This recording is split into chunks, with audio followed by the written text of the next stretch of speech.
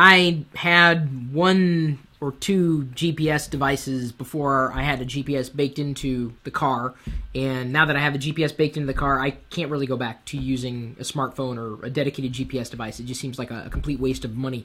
I do have portable GPSs that sometimes I'll use if I travel or I know I'm going somewhere for an extended period of time that I can pull out and put into a rental car of sorts.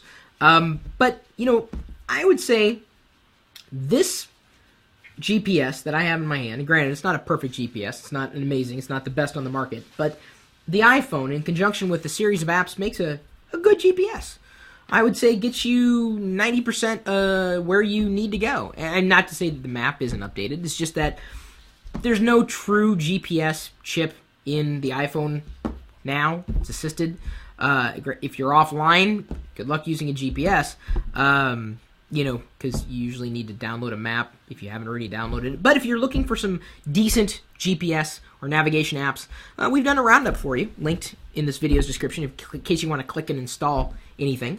Waze, W-A-Z-E, and granted, these are in no particular order. MapQuest. If you haven't tried MapQuest in a while, maybe worth a shot. It's not like the MapQuest you remember way back in the 90s, if anybody remembers MapQuest back in the 90s. A lot of people have migrated to Google Maps, although I don't know if you guys realize this, but iPhoto on the iOS, the iPhoto let's see here if I've got any libraries I can pull up quickly. That should work. I'm going to pull up, oh, iPhoto just crashed on me. I was going to show you that Apple is now using OpenStreetMaps instead of Google Maps on their iPhoto app. They're not using Google Maps. I don't know if you guys caught that news. That's kind of big news. Apple's going to be moving. There we go. Information map. There we go. See, that's OpenStreetMaps. That is not Google Maps. Apple's moving away from Google. Shocker. They're not rolling that out, across all of iOS, at least at this point in time. But that change is probably coming down the pike.